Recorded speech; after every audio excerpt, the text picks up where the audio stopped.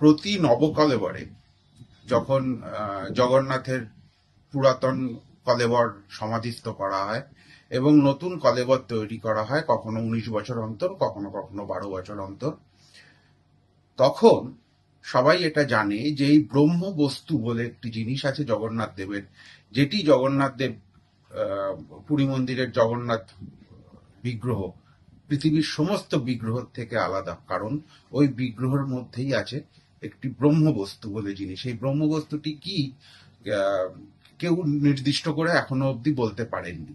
তবে নবকলেবরের সময় যখন নতুন বিগ্রহ নির্মাণ তৈরি হয়ে যায়, নির্মাণ সম্পূর্ণ হয়, তখন ওই ব্রহ্মবস্তু পুরনো বিগ্রহ থেকে নতুন বিগ্রহে স্থানান্তরিত করা হয় এবং তার ফলেই জগন্নাথের প্রাণ প্রতিষ্ঠা হয়, যেটা আর অন্য কোনো বিগ্রহে এই জিনিসটি হয় না। মাদলাপঞ্জি এবং বিশেষ একটি সম্প্রদায়ের কথা অনুযায়ী, তথ্য অনুযায়ী বলা হয় যে দ্বারকায় যে শ্রীকৃষ্ণের মৃত্যু হয়েছিল, তারপরে যখন তাকে দাহ করা হয়, সেই শ্রীকৃষ্ণর না দাহ করার পরে যে নাভি, সেই নাভি নাকি সমুদ্রে ভাসতে ভাসতে অবশেষে পুরীতে আসে এবং পুরীতে সেই নাভিটি রক্ষণাবেক্ষণ করা হয় এবং পরবর্তীকালে জগন্নাথ দেবের বিগ্রহ যখন স্থাপিত হয়, তখন সেটি নাভিটি ব্রহ্মবস্তু হিসেবে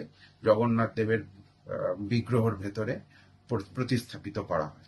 জগন্নাথ দেবের শাক্ত মতের স্ত্রী হচ্ছেন মাতা বিমলা, যিনি ওই মন্দিরের ভেতরেই পূজিতা হন। অন্য একটি ওনার নির্দিষ্ট মন্দির আছে, মাতা বিমলা মন্দির, এবং শাক্ত মতে পুজো দেওয়া হয়। বলা হয় যে সতীর নাভি এই মন্দিরে পড়েছিল। যদি জগন্নাথ দেবের মন্দিরের আদি রূপ দেখা যায়, দেখবেন পদ্মের পাপড়ির আকারে ডিজাইন করা আছে। বলা হয় যে এই গোটা মন্দিরটাই যেন ব্রহ্মার একটা প্রতিভূ আর কি। মন্দিরটাই যেন নিজে নিজেই বিষ্ণুর নাভিপদ্ম থেকে বেরিয়ে এসছে।